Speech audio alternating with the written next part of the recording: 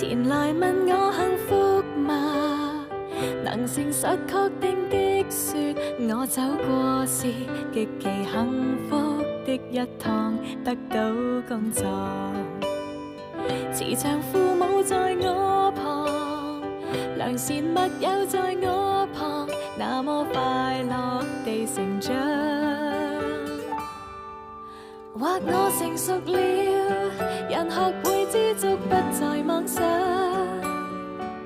是愛情未滿，明白有時要耐心等半晌。心很慶幸了，人生很精彩了，就算跌倒，不會在意，有苦水送上，最多喝掉或會碰到一個伴侶，和手牽到幸福的一秒就快拍到，心裏預設的合照，沒有拍到，只當命裏開玩笑。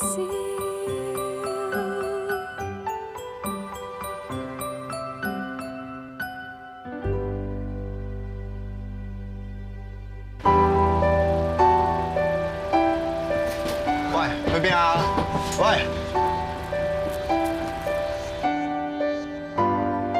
開車！開車啊！洗潔精，你做咩支箭咁樣飆落嚟啊？ Jason， 你睇下，邊時上咗個西裝有架車啊！淨係見到盞車尾燈啫喎。冇鬼用啊你！你使乜咁大驚小怪啫？就算 Vincy 真係同個男人一齊啊，咁又點？嗰個西裝友啊，頭先諗住 Vincy 嚟錫啊！你一定係認錯人啦！冇可能，我點會認錯啊？又喺度玩辯論比賽啊？今次邊個贏啊？一定唔會係師兄咯。師兄同老實出咗去開會喎，點會輸啊？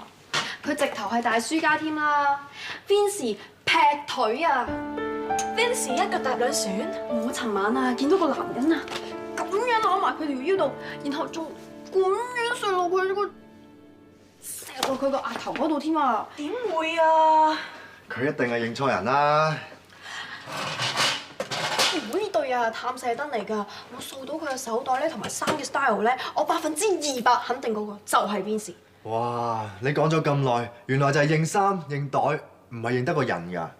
我梗係認得佢個樣啦，我提衫同埋提袋咧都係加強我嘅說服力啫。咁就算真係 Vincy 啊，會唔會嗰個男人有外國風度咋？男女關係嘅嘢咧，我係專家中嘅專家，我敢擔保佢哋一定有嘢。咁嗰個男人咩樣㗎？佢啊1.8米高度啦，短頭髮，着西裝褸嘅，個樣啊都得得地㗎。喂，冇嘢啊嘛，諗到定晒格咁嘅。你知道個男人係邊個啊？我唔知啊。咁一於話俾師兄聽啦，可能佢估到個奸夫係邊個嚟啦。洗潔精啊，估下個係你啊，咪無啦啦多達啦先得㗎。Vincy 同師兄拍咗拖咁多年，感情咁穩定，師兄對 Vincy 咁好 ，Vincy 唔會咁樣對師兄㗎。係啫，但係感情嘅嘢好難講㗎嘛。哎呀，你之前啊夠大大聲聲話佢哋係模範情侶，感情起碼有50年不變咯。總之呢件事咧唔講得笑㗎，冇百分百嘅肯定咧，千祈唔好同師兄講啊。呢度嘅夜景同新加坡酒店房望出去嘅夜景一樣咁靚，我嗰幾日真係好開心。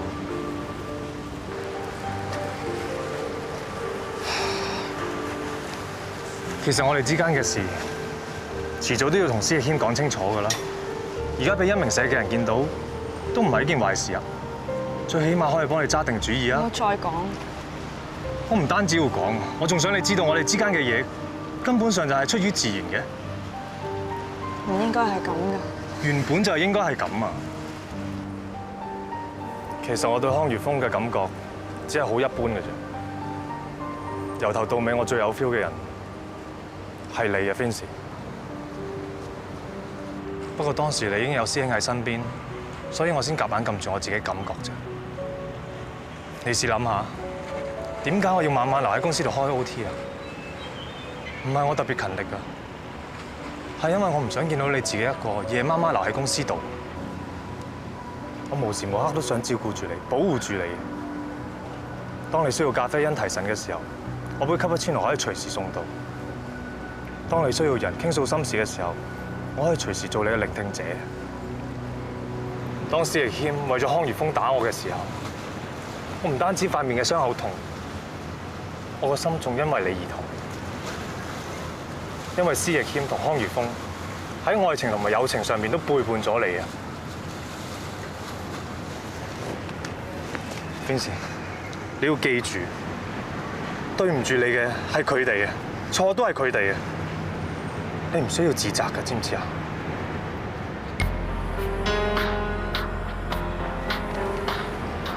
你今晚可唔可以唔好去佢度？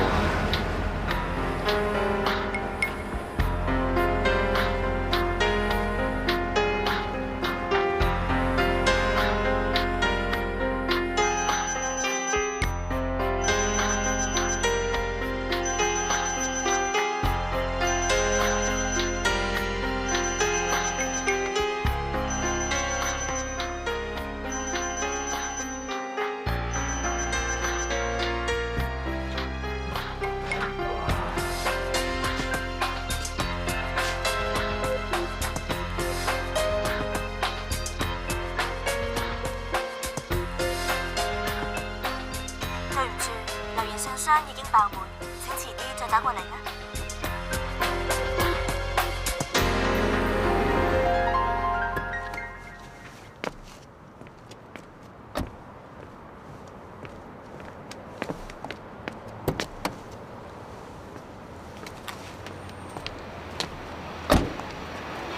你喺度等我上去換件衫，再返公司啊。Vincy， 我真係好唔捨得你上返去啊！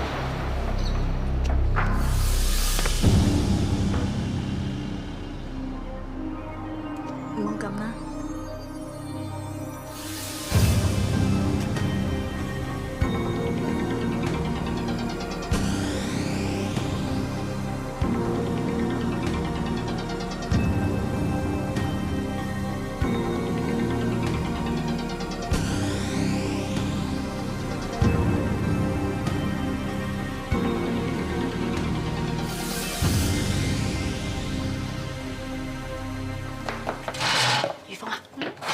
你係咪同師兄講咗 Vincy 劈腿嗰件事啊？冇喎，點會講啊？點解你咁問嘅？你冇講師兄會成個人借晒，成朝黐住喺張凳度，粒聲都唔出。唔通師兄發現咗 Vincy 劈腿，仲同佢攤咗牌？你唔清楚，你唔好亂講啦。老 Sir 啊，老 Sir， 今次咧真係要你幫手先至得啦。做咩事啊，基神？冇，為我嫲嫲申請入護老院嗰件事咯。係咪唔批你嫲嫲嘅申請，所以你要揾老 Sir 幫手啊？就係批咗啊，先至要揾老 Sir 幫手啊。你嫲嫲有人照顧咪好咯，做咩仲咁多怨氣啊？我知，但係間公屋個戶主係我嫲嫲啊，個戶口都冇落到我名嘅。所以基神嫲嫲咧搬去護老院嘅時候，房署就要收翻佢間公屋，變成係無家可歸，要揾屋搬啊。咁搬咪搬咯，香港地又唔怕冇屋租嘅。哇！你真係食米唔知價，你知唔知而家租間房啊要幾錢啊？我喺度做咗長工啊，有幾耐啊？咁咪申請公屋咯。而家基神咪就叫我搞間公屋咯。不過你呢種係屬於非長者一人公屋申請人喎，根據現時嘅計分制度，要上樓有排等喎。嚇！唔通真係要踎街做露宿者啊？基神啊，我屋企有間 spare 房。你想嘅話搬過嚟住啊！唉，師兄，你同 Vincy 二人世界，我點好意思搬過嚟啊？未做過電燈膽咩？唔緊要 ，Vincy 今朝都搬走咗啦。點解 Vincy 會搬走嘅？我哋分咗手啦。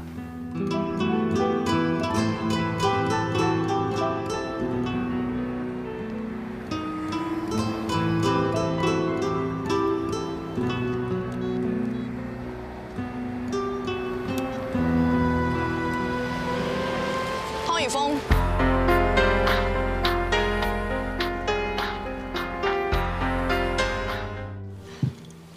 請問唔該。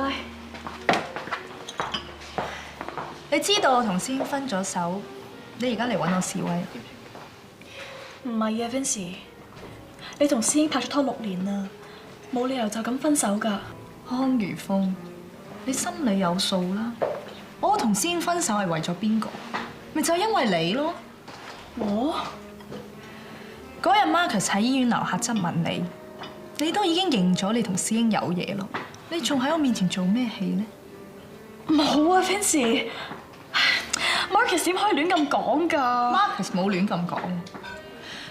Marcus 就係因為踢爆咗你啲衰嘢，佢先俾師兄打啫嘛。師兄打人 ？Vincy 啊，成件事唔係咁㗎，你唔好再同我講，我唔會再信你啊！嗰日我同師兄講你暗戀佢，佢竟然仲要喺我面前扮唔知。你同師兄講咗我中意佢啊！你真係一個二個都當我係傻㗎，唔好再喺我面前做戲啦！你根本一早就開始，仲想呃我幾耐啊 ？Vincy 啊，就算你誤會咗我同師兄一齊，你都唔可以因為鬥氣同 Marcus 一齊㗎。我冇啊！夠啦，康如風，你而家憑咩教訓我啊？你梗係講係我誤會，咩都係我錯晒啦！咁樣你可以心安理得一齊啊嘛？冇啊！我根本都唔想你同師兄分手。你問心，你有冇一刻想我同師兄分手啊？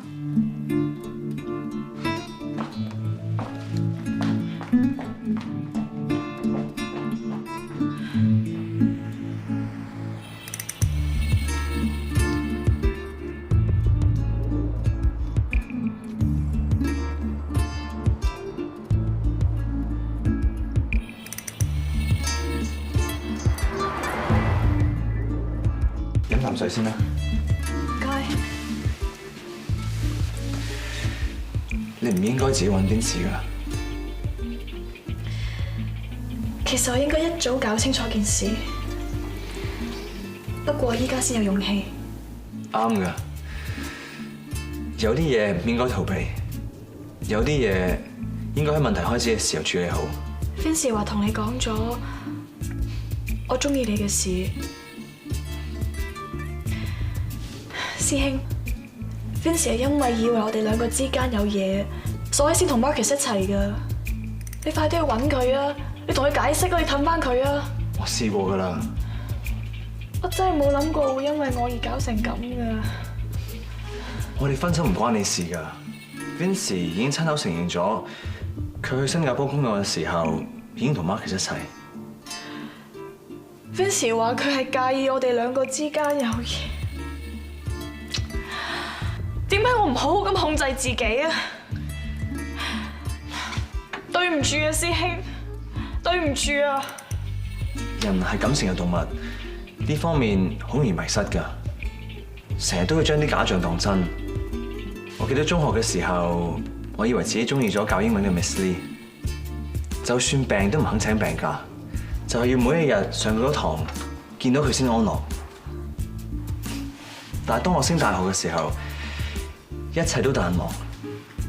我而家連佢全名叫咩都唔記得。諗翻轉頭，原來所有嘢都唔係真嘅。阿峰，我覺得你係一個好有 heart 嘅人，工作好熱心。我唔想因為同 Vincy 分咗手，影響我哋工作關係啊！我只係希望一切照舊，好冇？好。我而家最擔心 Vincy。阿 Marcus 掩飾得好好，我同 Vincy 講咗好多次要小心啲 Marcus， 但佢就以為我嬲咗佢哋一齊，所以刻意詆毀 Marcus， 我都唔知點算好。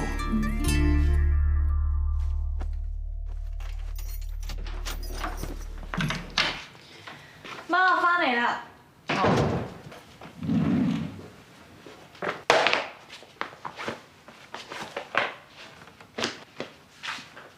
如風，咩事啊，媽？我問你咩事啊？真，每次你翻嚟都鞋亂咁抌喺地下，就一定有事發生嘅。你答我啦，咩事啊？師兄同 Vincy 分咗手。分咗手？關唔關 Wendy 事啊 ？Wendy 咪 Wendy 咯，你知㗎。你係我生㗎，你喐下條尾，我知道發生咩事。既然係咁，不妨將件事攤開嚟講啦。不過你唔好嫌我煩，唔好嫌我長氣。師兄啱啱分咗手，佢呢段空窗期就係佢最脆弱嘅時間，最容易對人產生感情。媽，你可以放心啊，我唔會踩落去㗎。況且師兄兜個圈同我講，佢對我係冇男女之間嘅感情，只有友情。真係咁講？我從來冇諗住介入佢哋之間，我只係當師兄係一個好同事，係一個好朋友。你咁諗都啱嘅，話唔定 Vincy 一個回馬槍翻返去師兄嗰度，你就中咗招，無啦啦做咗小三，咁好傷㗎。媽，我唔係咁嘅意思啊！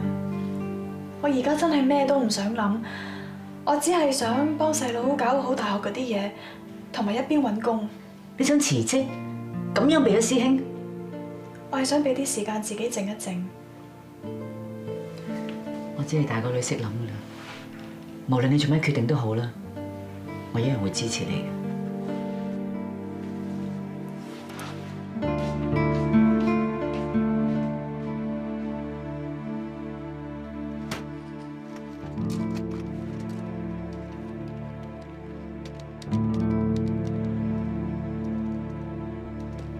洗潔精啊，我已經整理好手頭上 close file 嘅 case， 順好晒檔案編號㗎啦。如果你有需要，可以喺呢度攞。你做乜無啦啦同我講啊？我都冇 follow 開你啲 case 嘅。Yes，bingo！ 老常師兄，你哋快啲過嚟睇下。咩事啊，基神嚇？你哋仲記唔記得有一個叫做莫偉良嘅被尋者啊？梁仔嘛。我記得，我睇過呢個 case 嘅。莫偉良有輕度智障同埋自閉症，失蹤嘅時候只有11歲。哇，數數下4年前嘅事喎。冇錯，就係呢單。有人喺微博度回應我哋呢單 case 啊。等我再睇清楚嗰啲評論先。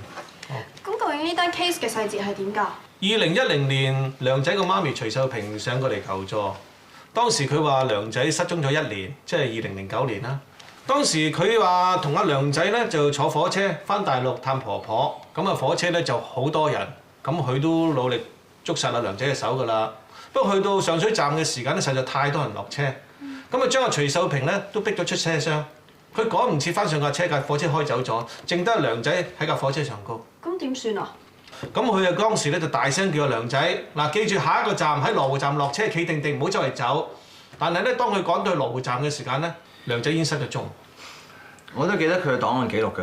徐秀萍同埋佢老公冇幾耐之後就報咗警。當時梁仔身上掛住個證件袋，裡面有齊佢兩地過關嘅證件，仲有大概50蚊㗎。咁好可能佢真係過咗關喎。事後香港警方聯絡過香港入境處，查到真係有梁仔當日嘅出境記錄。咁內地嗰方面亦都查到有佢嘅入境記錄㗎。如果呢單 case 係報咗警嘅話，被尋者有證據顯示身在大陸，我哋一名社係好難接呢單 case 㗎喎。所以我哋一直以輔助嘅形式聯絡內地嘅信懷社，將個梁仔嘅資料咧 send 俾佢哋，希望佢哋幫到手。點知一路都冇乜進展，估唔到基神將個梁仔嘅資料抌上微博，就有新發現啦。Well done，基神。多謝老 Sir。基神啊，究竟係有咩消息啊？好消息啊！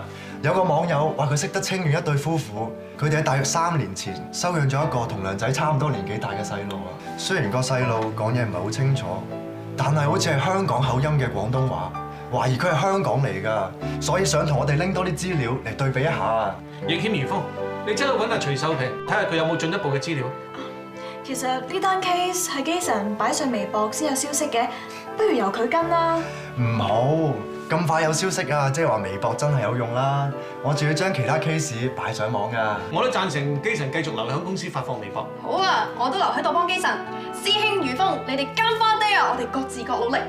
好啊，阿峰啊，咁我哋準備下，晏啲出發啦。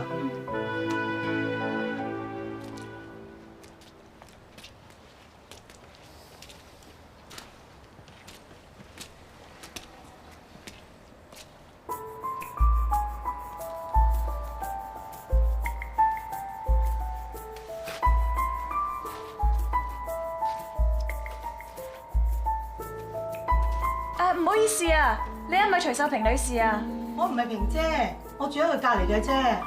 萍姐唔喺度喎，你揾佢有咩事啊？我哋係一名社嘅陳敏幹事。你唔嫌拗教嘅，入嚟先講啦。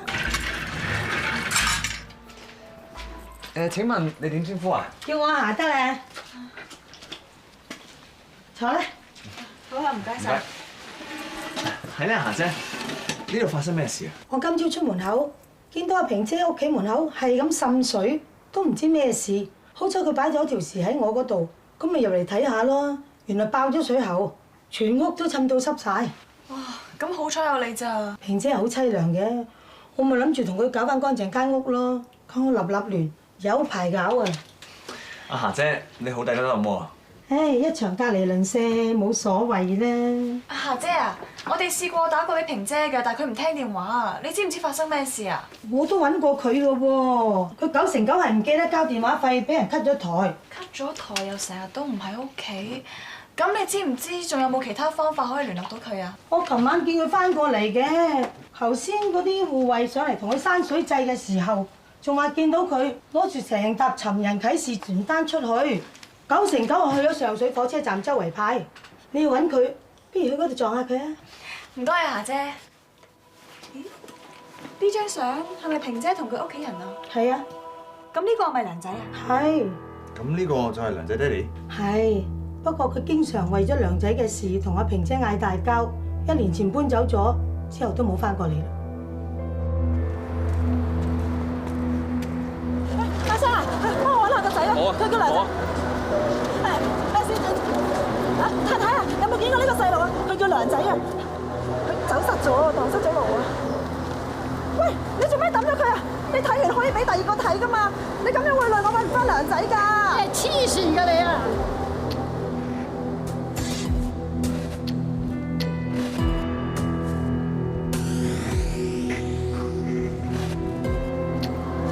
請問你咪徐世平啊？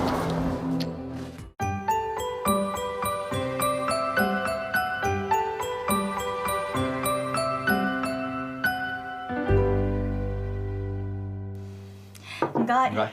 唔該晒你啊！平時已經要你成日過嚟幫我手，而家連水都要喺你屋企執埋過嚟。得啦，我要買餸，走先啦咁多位，拜拜。拜拜。真唔好意思啊，我呢度好耐都冇人嚟探我噶啦，連水杯都冇隻，地方又屈質。平姐，你唔使招呼我哋噶啦。梁仔都已經失蹤咗幾年啦，你哋仲肯嚟幫我？呢4年嚟，周圍嘅人已經當正我係癲婆噶啦。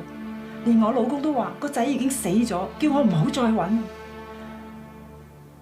但係我唔會放棄㗎，梁仔佢未死㗎。平姐，我好明白你感受。如果當日我可以搏命咁捉實梁仔隻手，佢就唔會同我失散啦。我而家晚晚都發夢，夢見阿梁仔俾啲壞人捉咗去做乞衣啊！唉，你唔好咁啦，發夢啫，唔係真㗎。真又好，假又好啦。我之後周不時去大陸，走去睇下嗰啲乞衣仔係咪梁仔啊。結果大陸真係有人聯絡我，話有梁仔嘅消息，不過就要俾咗錢先肯講咯。其實我老公嗰陣時都已經叫我，佢話嗰啲係呃錢嘅騙子嚟，叫我唔好上當。但係我就諗，如果有梁仔嘅消息，咁我就乜都冇所謂噶啦。於是我就瞞住我老公，將我死鬼奶奶留俾我嗰對龍鳳鈪拎咗去賣，將筆錢拎咗俾嗰個人。點知佢收咗錢之後，就連影都冇埋啦。我老公知道咗呢件事之後，就同我鬧咗一場大交，跟住就走咗啦。你要小心啲，平姐。呢個世界有好多冇人性嘅人，四周圍呃錢㗎。嗰筆錢已經係我最後嘅床頭金嚟㗎啦。之後啲人想呃我錢，我都冇錢啦。平姐啊，你唔使咁灰心㗎。其實我哋今次嚟係有啲消息，可能係關於梁仔想通知你㗎。你哋揾到佢啊？佢而家喺邊啊？平姐，你冷靜啲先。根據我哋手頭上嘅資料，喺清遠山區有一對夫婦叫做根叔根嬸，喺3、4年前收養咗一個男仔，幫佢改咗名叫做黎星。呢個男仔無論年紀或者特徵同我梁仔都好似，雖然佢腦筋唔係好靈活，但係做嘢好專注嘅。我梁仔佢做嘢都好專心㗎。而最難得就係星仔對手好靈巧，根叔已經訓練到佢成為一個炒茶師傅。係啊，咁我哋幾時可以認下係咪梁仔啊？我同你即刻去啊！平姐啊，你唔好咁急住啦。其實咧喺揾星仔之前，我哋需要印證梁仔嘅資料，所以先會上嚟揾你㗎。同埋山區嘅通訊網絡比較落後，兩邊聯絡需要啲時間，希望你耐心等候啊。我等。不過過你哋可唔可以盡快啊？我哋會㗎啦。喂，開門啊！做乜鬼鎖住個門啫？我哋擺衫入去啊！如花，唉，做咩事啊，阿媽？魚拍咯，敲極門都唔開，做乜鬼嘅？唉，細佬，開門啦！細佬，唉，敲極門都唔開，真係俾人激死啊！唉，我啱啱瞓醒換件衫啊嘛。換衫？你啱啱咪着嗰呢套衫嘅咩？新衫啊嘛，試完咪換翻佢咯。哦，係咪家姐買俾你嗰套新 suit 啊？我硬係覺得佢呢排咧，即係奇奇怪怪咁嘅，飯又唔願食，一日食2啖就走咗去。唉，梗係就嚟放榜，所以壓力大啊！啊，轉頭出嚟幫手開飯啦！細佬啊，你試衫應該着出嚟俾家姐睇噶嘛。第一個印象咧好緊要㗎，一定要執正啲㗎。我請咗假，我會陪你去大學面試。唔使啦，邊人帶冇屋企人去面試㗎？人哋還人哋，我哋還我哋啊嘛！你面試之前，家姐會俾啲意見你㗎。仲有啊，有家姐喺身邊，你會冇咁怯㗎嘛？係咪？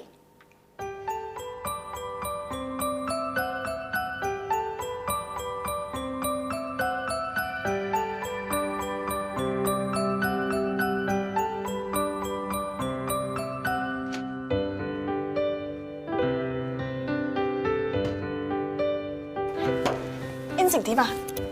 佢俾個 conditional offer 我，只要2個選修科咧有4級或者以上，就會收我。4級即係以前嘅 C 啦，放心喎，實有㗎。家姐啊，其實我覺得呢科咧都唔係好好啫。咁呢科梗係唔係首選啦，以你嘅能力啊，點知考到2個4級啊？揀科再好啲仲得啊！不過依家咧就係唔係都 in 咗先，冇得 touch wood 有咩蝦碌都有個後備 offer 啊嘛。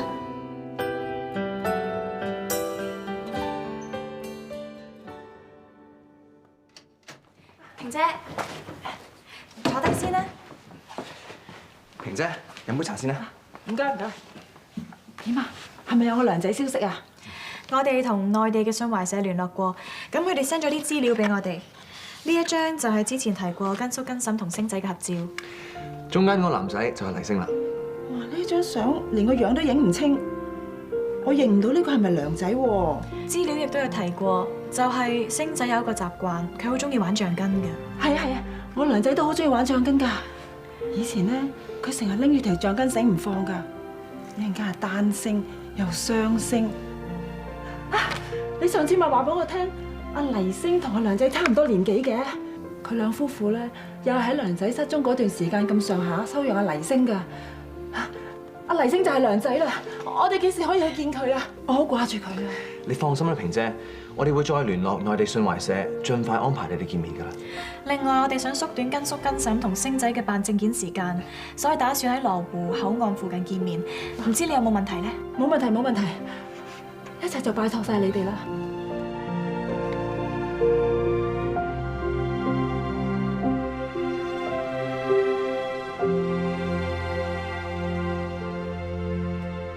平姐，你放鬆啲啦，唔使咁緊張㗎。頭先信懷社嘅余姑娘打過嚟啊，佢話佢哋喺賓館擺咗啲行李先，差唔多會到㗎啦。喂，佢哋嚟啦！余姑娘，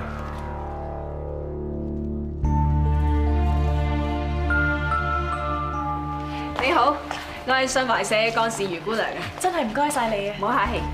坐坐。哦，坐。等我介紹啊，呢一位係根叔根嬸，佢係黎星。你哋好啊！我叫施奕謙，我同康如風姑娘都係香港一名社陳明幹事。呢位係徐世平女士。星仔叫人啦。依根叔根嬸啊，我想問下你當日係點樣發現到黎星㗎？我記得嗰晚咧，我同我老婆經過村口嗰個樹頭，聽到啲咿聲，咁我哋初初以為咧係啲病狗啦。啊，點解走埋去一睇，原來係個細路仔嚟嘅。當時佢成身都污糟邋遢，咁我帶咗佢翻屋企咯。後嚟我哋問佢叫咩名，喺邊處嚟，佢一句都答唔出。見佢無人無物，我哋咪決定收養佢咯。咁你哋呢幾年嚟同阿星仔係點過㗎？星仔咧就平時好少同人傾偈嘅，佢做嘢好勤力㗎，仲要好快手添啊，好純品個人。呢幾年嚟，我哋當星仔係自己個仔。不過當諗到一個阿媽4年嚟冇停過揾自己個仔，可想而知佢幾咁痛苦。我哋唔忍心，咪決定帶星仔落嚟咯。唔好意思，我去睇一睇佢先。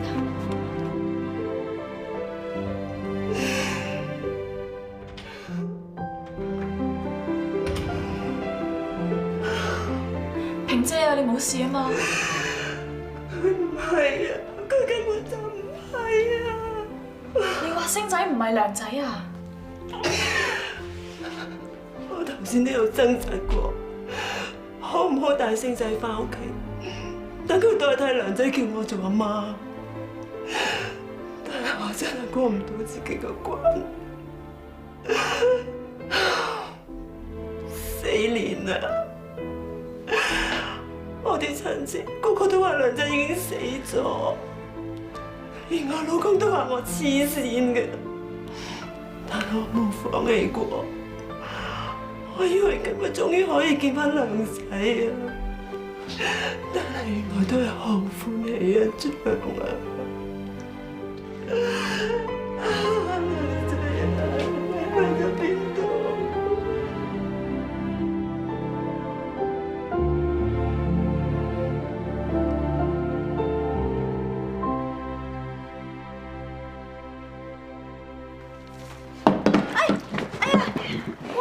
哇！咁小心啊！唔該晒啊！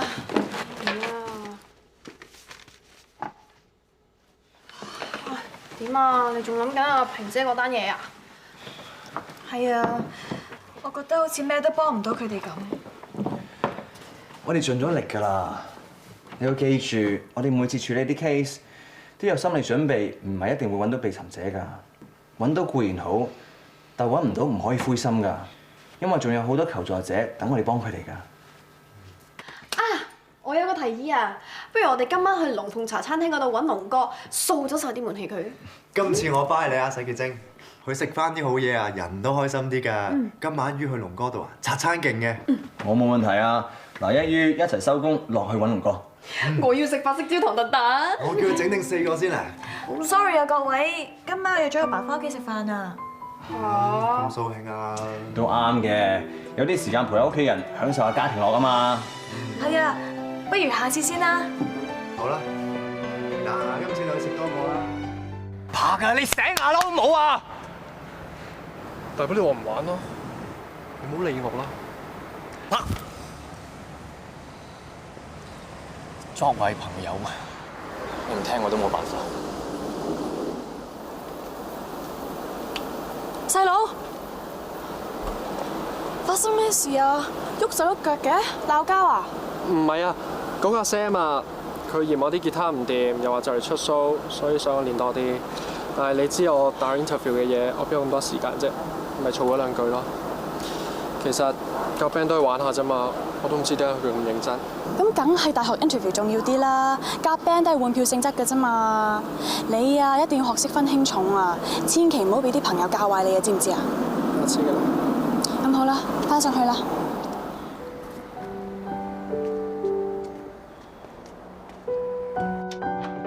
阿爸阿媽翻嚟啦。余柏，你都翻嚟啦？我今日打電話揾咗你成日啊，點解你唔聽我電話㗎？我今日部電話咧跌咗，但係我揾極都揾唔翻。點解可以咁唔小心㗎？咁你有冇打去電信公司報失啊？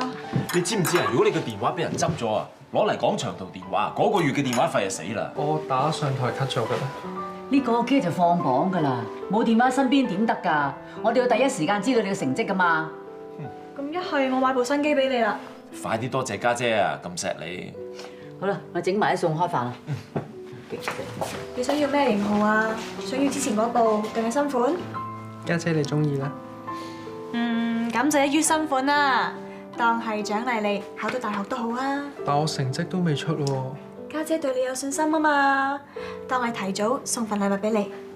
啊係啊，放榜前家姐要去羅湖送行啊，你自己翻學校先，跟住家姐咧應該趕得切放榜前嚟學校揾你嘅。家姐啊，其實你唔使特登嚟㗎，我攞完成績表之後咧，都冇乜特別嘢搞噶啦，又唔使去破學校喎。大學咧都係等聯招公佈啫嘛，我自己一個搞得掂噶啦。唔好講咁多啦，總之咧，我送完行咧就會嚟學校揾你，你記住開電話啊！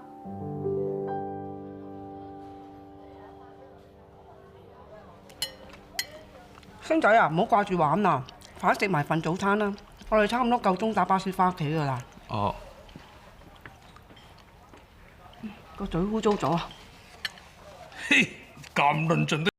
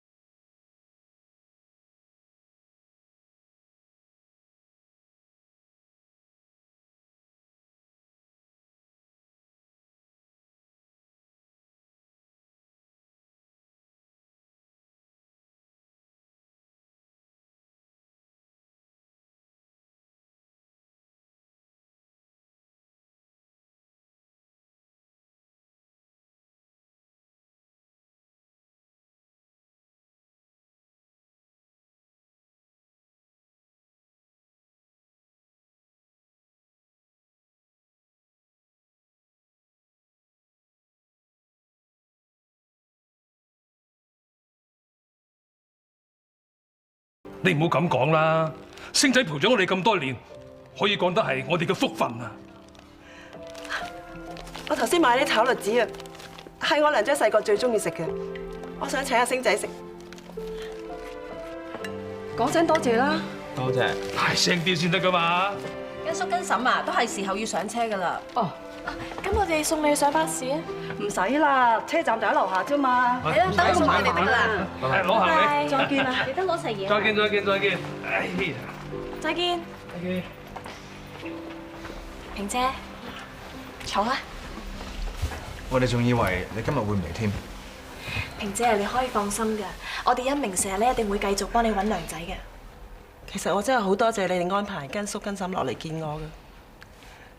呢2晚我諗咗好多嘢，雖然我係揾唔返娘仔，我好失望，但係見到跟叔跟嬸咁錫阿星仔，又將星仔教得咁好，我個心就覺得好溫暖。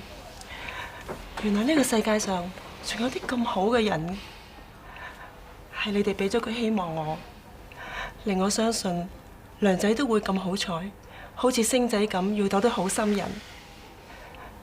話唔定佢而家就喺另一個山區嗰度過緊啲簡單安穩嘅生活呢。你唔想我哋繼續查落去啊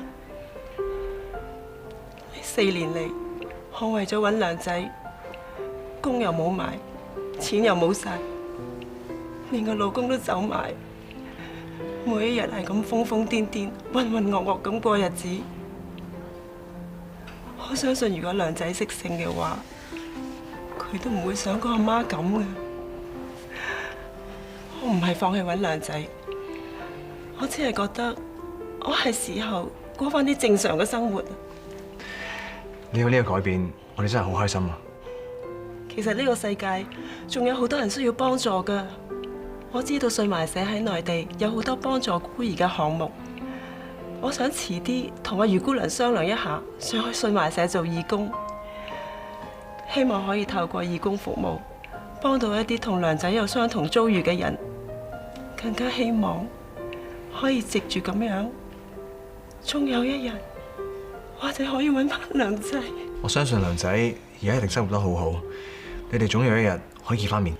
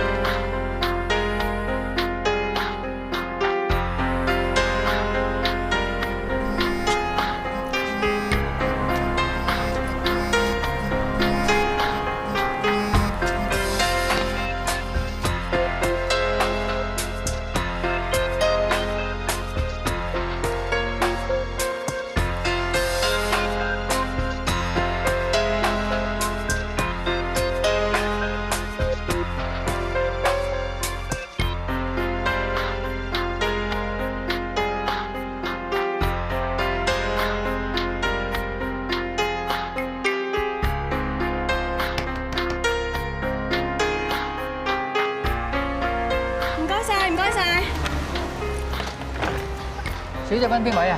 我係6B 康怡柏嘅家姐啊！請問佢仲喺咪度啊？哦，成績單派完好耐㗎啦喎，啲老師啊、學生都走晒咯。係啊。哦。咁唔該晒你啊！我唔理啊。喂媽，余柏有冇揾過你啊？冇啊，我係咁打電話俾佢，但係都係去咗留言信箱嘅。你咪喺學校啦？我啱啱到啊，不過啲學生走晒啦，我都見唔到余柏。死啦！余柏去咗邊度啊？你唔好咁擔心住啦，或者余柏佢攰一滯，所以翻咗屋企瞓下啫。我哋試下翻屋企揾下佢啊。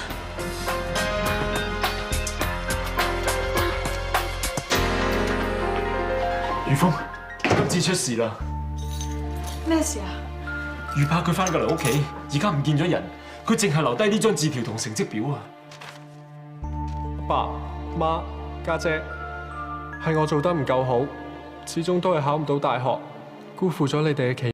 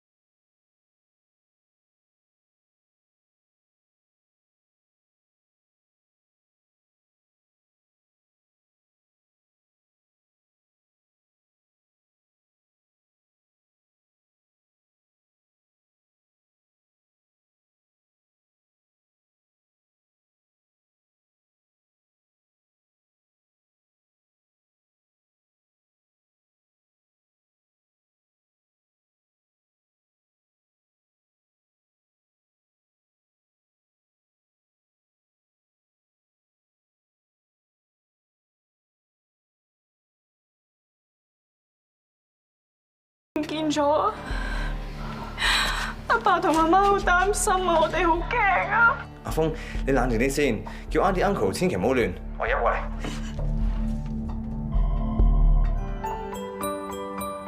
假使天使前來問我幸福嗎？能誠實確定的說，我走過是極其幸福的一趟，得到工作，慈祥父母在我旁，良善密友在我旁，那麼快樂地成長。或我成熟了，人學會知足，不再妄想，